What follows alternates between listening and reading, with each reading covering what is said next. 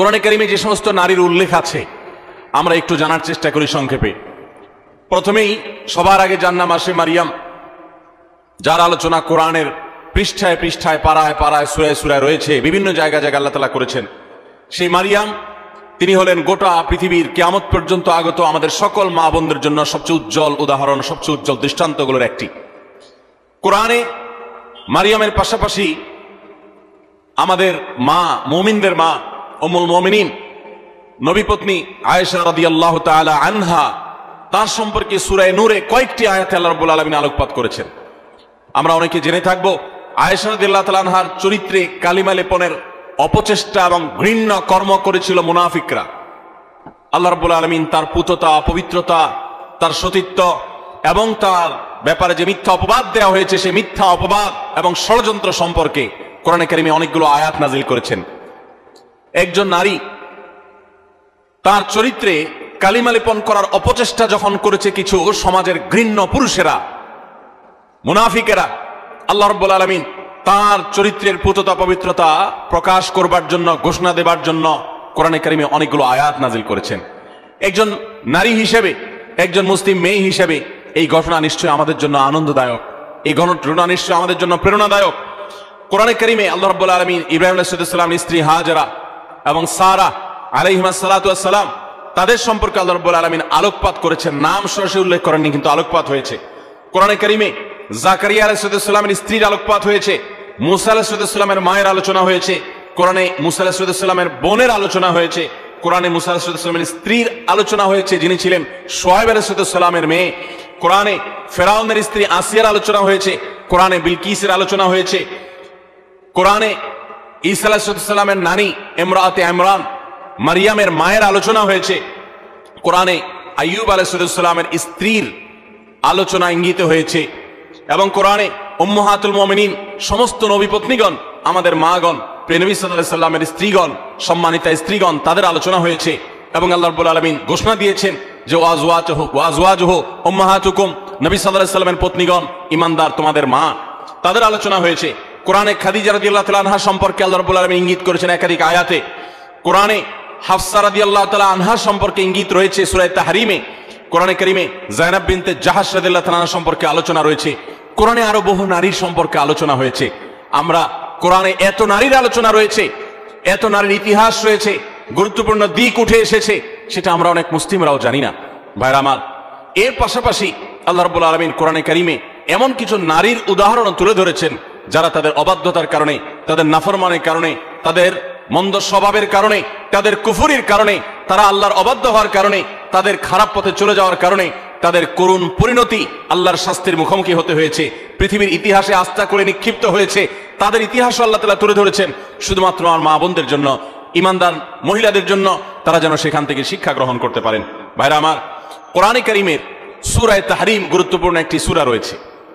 এই সূরা তাহরিমের শেষ তিনটি আয়াত 10, 11 এবং 12, এই তিনটি আয়াতে আল্লাহ রাব্বুল আলামিন চারজন নারীর দৃষ্টান্ত দিয়েছেন। চারজন নারীর দৃষ্টান্ত দিয়েছেন। এই চার নারীর মধ্যে দুজন ছিলেন আল্লাহর প্রিয় বান্দী, দুজন ছিলেন আল্লাহ তাআলার অনুগত, দুজন ছিলেন আল্লাহর একান্ত বান্দী, আল্লাহর প্রিয় মানুষ, আর দুজন নারী ছিলেন এমন যারা আল্লাহর অবাধ্যতায় লিপ্ত হয়েছেন, যারা আল্লাহর নাফরমানি করেছেন, যারা আল্লাহর প্রতি ঈমান আনে নাই, যারা কুফরি করেছে।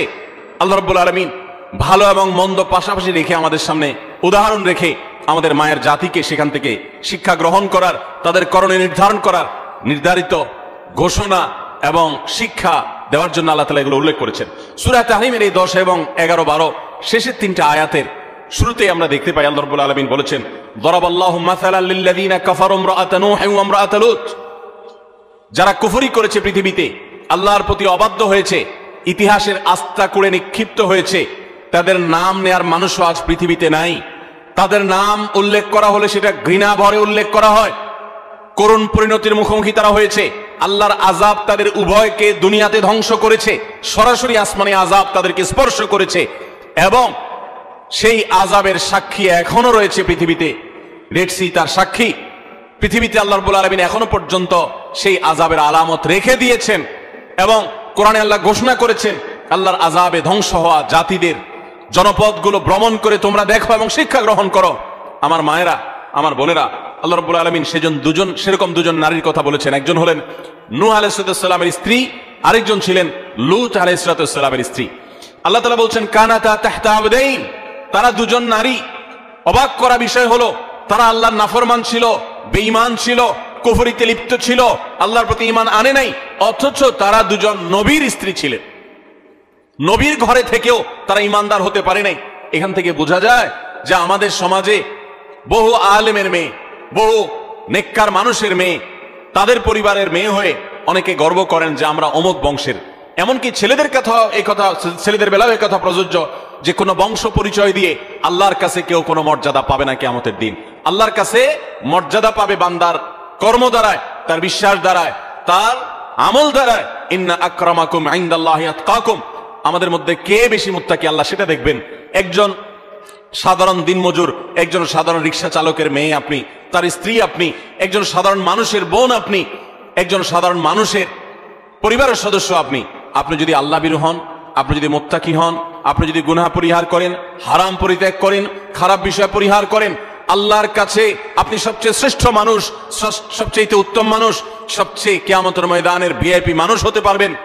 আর যদি পক্ষান্তরে আপনি অনেক বড় বংশ গরিমার অধিকারী হন কিন্তু আপনার কর্ম ভালো না হয়, এই আয়াত প্রমাণ করছে, তাহলে আল্লাহর কাছে আপনার কোনো মর্যাদা থাকবে না, বরং শাস্তি আপনি এড়াতে পারবেন না। আল্লাহ রাব্বুল আলামিন সেটাই বলেছেন কানাতা তাহতা আবদাইন মিন ইবাদিনা সালিহিন, আমার দুজন নেককার বান্দা অর্থাৎ দুজন নবী নূহ এবং লূত আলাইহিস সালাম, কোরআনে যাদের আলোচনা সবচেয়ে বেশি হয়েছে, যাদের ইতিহাস সবচেয়ে বেশি তুলে ধরা হয়েছে, তাদের মধ্যে এই দুজন নবী অন্যতম। লূত আলাইহিস সালামের এবং নূহ আলাইহিস সালামের এরকম দুইজন আল্লাহ তাআলার নেককার বান্দা এবং আল্লাহর প্রিয় নবী, তাদের স্ত্রী ছিলেন ফাখানাতাহুমা, এরপরও তারা তাদের প্রতি ঈমান আনে নাই, তারা আল্লাহর অবাধ্য হয়েছে, নাফরমানি করেছে। ফালাম ইউগনিয়া মিনাল্লাহি শাইআ, এজন্য তারা নবীর স্ত্রী হয়েও কোনো লাভ হয় নাই, কোনো কাজে আসে নাই। ওয়াকিলা দুখুলান নার মা'আদ দাখিলিন, বরং তাদেরকে জাহান্নামে প্রবেশ করার জন্য পরিষ্কারভাবে বলে দেওয়া হয়েছে, অর্থাৎ তোমাদের কৃতকর্মের দরুন তোমরা জাহান্নামে নিক্ষিপ্ত হও, সেই করুণ পরিণতির কথা তাদেরকে জানিয়ে দেওয়া হয়েছে। ঠিক এর পাশাপাশি আল্লাহ রাব্বুল আলামিন দুজন ভালো নারীর দৃষ্টান্ত দিয়েছেন পরবর্তী দুটি আয়াতে।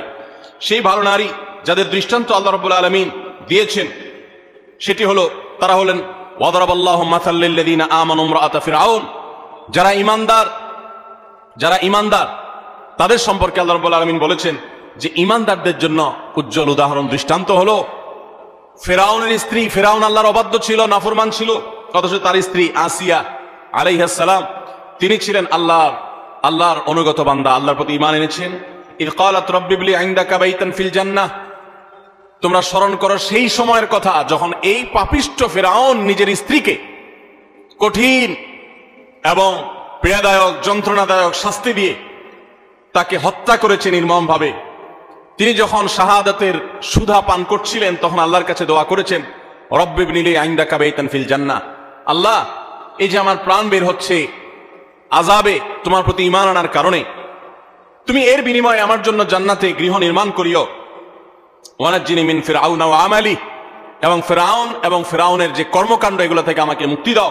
ওয়ানাজ্জিনি মিনাল কওমিজ জালিমিন, আর এই জালেম সম্প্রদায় থেকে আমাকে নাজাত দাও আল্লাহ। একজন হলেন ফিরআউনের স্ত্রী আসিয়া, তিনি আল্লাহর অনুগত বান্দী ছিলেন। আরেকজনের কথা আল্লাহ বলছেন ওয়া মারইয়াম বিনতে ইমরান, আরেকজন নারীর দৃষ্টান্ত তোমাদের সামনে দিচ্ছি, নেককার নারীর দৃষ্টান্ত। তিনি হলেন ইমরানের স্ত্রী, ইমরানের মেয়ে মারিয়াম ঈসা আলাইহিস সালামের মা, আল্লাতী আহসানাত ফারজাহা, যিনি তার চরিত্রকে হেফাজত করেছেন, তার চরিত্রে কোনো কালিমা লাগতে দেননি, কোনো গুনাহে লিপ্ত হননি, কোনো হারামে জড়াননি। তিনি পরিপূর্ণ পুত পবিত্রা একজন নারী ছিলেন, সচ্চরিত্রবান একজন মানুষ ছিলেন। ফানাফাখনা ফীহি মিন রূহিনা, তো আল্লাহ তাআলার রূহ, আল্লাহর বিশেষ অর্ডার তার কাছে এসেছে, যার ফলশ্রুতিতে ঈসা আলাইহিস সালামের মতো সন্তান বাবা ছাড়া সরাসরি আল্লাহর নির্দেশে অলৌকিকভাবে তিনি জন্ম দিয়েছেন। ওয়াসাদ্দাকাত বিকালিমাতি রাব্বিহা ওয়া কুতুবিহি ওয়া কানাত মিনাল কানিতিন, এবং তিনি আল্লাহ তাআলার অনুগত বান্দী ছিলেন। আল্লাহর কালিমাতকে তিনি বিশ্বাস করেছেন, আল্লাহর কিতাব, আসমানি কিতাবকে বিশ্বাস করেছেন, আল্লাহর অনুগত বান্দী ছিলেন। তাহলে এই তিনটি আয়াতে সূরা তাহরিমে আমরা চারজন নারীর দৃষ্টান্ত পেলাম গোটা দুনিয়ার সমস্ত নারীদের জন্য। এই চারজন নারীর দৃষ্টান্ত অনেক গুরুত্বপূর্ণ, শিক্ষণীয়। আমাদের উচিত, বিশেষ করে প্রত্যেক মুসলিম নারীর উচিত, সূরা তাহরিমের এই শেষ তিনটি আয়াতে যে চারজন নারীর দৃষ্টান্ত দেওয়া হয়েছে সেই দৃষ্টান্তগুলো ভালো করে ব্যাখ্যা সহকারে পড়া, তাদের জীবনী সম্পর্কে জানা, এবং তাদের কর্ম এবং কর্মফল সম্পর্কে অবগত হওয়া। এর ফলে আমরা ভালো হওয়ার প্রেরণা পাবো, মন্দ পথ থেকে বেঁচে থাকার প্রেরণা ইনশাআল্লাহ আমরা লাভ করতে পারবো। আল্লাহ রাব্বুল আলামিন আমাদের সকলকে এই সমস্ত কোরআনে কারীমের উজ্জ্বল উদাহরণগুলো, দৃষ্টান্তগুলো থেকে শিক্ষা গ্রহণ করার তৌফিক দান করুন। আমাদের মা বোনরা অনেকে কোরআনে কারীম সহি করে পড়তেও পারেন না, আবার অনেকে পড়তে পারেন কিন্তু তারা কোরআনে কারীমের অর্থ বোঝেন না, ব্যাখ্যা জানেন না, জানার আগ্রহ নেই, প্রচেষ্টা নেই। এটা খুবই দুঃখজনক একটি ব্যাপার, অত্যন্ত বেদনাদায়ক একটি অধ্যায়। কোরআন আল্লাহ তাআলা দিয়েছেন, আমার বোন আপনাকে লক্ষ্য করে আল্লাহ তাআলা উদাহরণ দিয়েছেন। আপনার বয়স 30, 35, 40 হয়ে গেছে, অথচ আপনি একটিবারের জন্য সেটা খুলে দেখার, পড়ে দেখার প্রয়োজনীয়তা অনুভব করেন নাই। আপনি এটিকে জানার ফুরসতটুকু আপনার জীবনে পান নাই। কিয়ামতের ময়দানে কি নিয়ে আল্লাহর সামনে দাঁড়াবেন, কোন মুখে আল্লাহর কাছে জান্নাত আশা করবেন? এজন্য আমি আবারও আপনাদেরকে উদাত্ত আহ্বান করতে চাই, আমার মা বোনেরা, আপনারা সূরা তাহরিমের শেষ 3টি আয়াত, আরো নারীদের সংশ্লিষ্ট যে সমস্ত বিষয় আসলে রয়েছে কোরআনে, এগুলো আপনারা জানার চেষ্টা করবেন। নবী সাল্লাল্লাহু আলাইহি ওয়াসাল্লামের হাদিসে যা বলা হয়েছে সেগুলো জানার চেষ্টা করবেন। আল্লাহ তাআলা আমাদের সকলকে ঈমানদার, আল্লাহর অনুগত যে সমস্ত বান্দিরা ছিলেন, আমাদের মা বোনদেরকে তাদের অনুসরণ অনুকরণ করার তৌফিক দান করুন। এবং যারা আল্লাহর নাফরমানিতে লিপ্ত হয়েছে, অবাধ্যতা লিপ্ত হয়েছে, তাদের জীবনে তাদের কর্ম এবং কর্মফল থেকে শিক্ষা গ্রহণ করে আল্লাহর নাফরমানি থেকে, হারাম কাজ থেকে, অন্যায় অশ্লীলতা থেকে আল্লাহ তাআলা আমাদেরকে বেঁচে থাকার তৌফিক দান করুন। ভাইরা আমার, কোরআনে কারীমের নারীদের যে আলোচনা রয়েছে শুধু কোরআনেই নেই, নবী সাল্লাল্লাহু আলাইহি ওয়াসাল্লামের হাদিসেও আমরা দেখতে পাই যে নারীদের জন্য কত আলোচনা রয়েছে। আমরা কোরআন এবং হাদিসে নারীদের এমন 11টি বিশেষ বৈশিষ্ট্যের কথা উল্লেখ করতে চাই আজ, যে বৈশিষ্ট্যের কথা একজন মুসলিম নারী হিসাবে গর্বিত হওয়ার জন্য যথেষ্ট। আপনি নারী হিসাবে জন্ম লাভ করার জন্য আনন্দিত হতে হলে এই 11টি বৈশিষ্ট্য, এটার দিকে দেখাটাই যথেষ্ট। নারী জন্মের আনন্দ আপনি অনুভব করবেন শুধুমাত্র এই 11টি পয়েন্ট আপনি জানতে পারলে। আমরা অনেক মা বোনরা আছি, তারা জানি না। আমি আবারও বলছি, নারী অধিকারের নামে, নারী মুক্তির নামে, নারী স্বাধীনতার নামে, নানা মুখরোচক স্লোগানের নামে অনেক মুসলিম বোনদেরকে, মুসলিম মেয়েদেরকে আজ ভুল পথে পরিচালিত করা হচ্ছে। যারা পরিচালিত করছে তাদের সে সমস্ত কথায় পা দিয়ে যারা ইতোমধ্যে আল্লাহর অবাধ্যতায় লিপ্ত হয়েছেন, নাফরমানিতে লিপ্ত হয়েছেন, গুনাহের জগতে পা দিয়েছেন, তারা একটা পর্যায়ে তাদের জীবন ধ্বংস হয়ে যাওয়া, তাদের জীবনে হারিয়ে যাওয়া সম্পদ সম্পর্কে তাদের অনুভূতি, উপলব্ধি জাগ্রত হয়েছে এবং তারা ফিরে এসেছেন। বিশেষ করে পশ্চিমা দুনিয়াতে আমরা তাকালে দেখতে পাই যে পশ্চিমা দুনিয়াতে অহরহ মুসলিম মেয়েরা, অমুসলিম মেয়েরা তারা দলে দলে ইসলামে আসছে এবং সে সমস্ত দেশগুলোতে সবচেয়ে বেশি ইসলাম গ্রহণ করছে নারীরা, পুরুষদের তুলনায় বেশি ইসলাম গ্রহণ করছে তারা। তার কারণ মা বোনরা বুঝতে পারছেন, তারা দেখতে পাচ্ছেন সেখানে যে কিভাবে তাদেরকে ভুল পথে পরিচালিত করা হয়েছে। ইসলামের সুমহান আদর্শ তাদেরকে কত বেশি সম্মানিত করেছে। আসুন আমরা জেনে নেই নারী জন্মের আনন্দ হতে পারে এরকম 11টি পয়েন্ট কি আছে কোরআন এবং হাদিসে, যে বৈশিষ্ট্যগুলো একজন মুসলিম নারী হিসেবে আপনাকে গর্বিত করবে, আপনাকে আনন্দিত করবে, আপনাকে অনুপ্রাণিত করবে, আপনাকে উৎসাহিত করবে, আপনাকে আল্লাহর অনুগত বান্দী হতে সাহায্য করবে। নাম্বার 1, আমরা অনেকেই জানি হয়তো, আবার অনেকের অজানাও থাকতে পারে যে ইসলাম সর্বপ্রথম গ্রহণ করেছেন একজন নারী। আমাদের প্রিয় নবী সাল্লাল্লাহু আলাইহি ওয়াসাল্লামের প্রতি আল্লাহ তাআলা যখন ওহী প্রেরণ করলেন, তার সেই ওহীর প্রতি বিশ্বাস করেছেন সর্বপ্রথম একজন নারী। তার নাম কি? খাদিজা রাদিয়াল্লাহু তাআলা আনহা। কোন পুরুষ প্রিয় নবী সাল্লাল্লাহু আলাইহি ওয়াসাল্লামের প্রতি ঈমান আনেন নাই আগে, সবার আগে নারীরা ঈমান এনেছেন। খাদিজা রাদিয়াল্লাহু তাআলা আনহা ইসলামের প্রথম মুসলিম সদস্য নারী, কোন পুরুষ না। দ্বিতীয়ত, ইসলামের প্রথম শহীদ হলেন একজন নারী, সুমাইয়া রাদিয়াল্লাহু তাআলা আনহা। ইসলামের জন্য যিনি নিজের জীবনকে উৎসর্গ করেছেন, ইসলামের জন্য জীবন উৎসর্গ করার মতো এরকম গৌরব, এরকম মর্যাদার অধিকারী হয়েছেন একজন নারী, সুমাইয়া রাদিয়াল্লাহু তাআলা আনহা।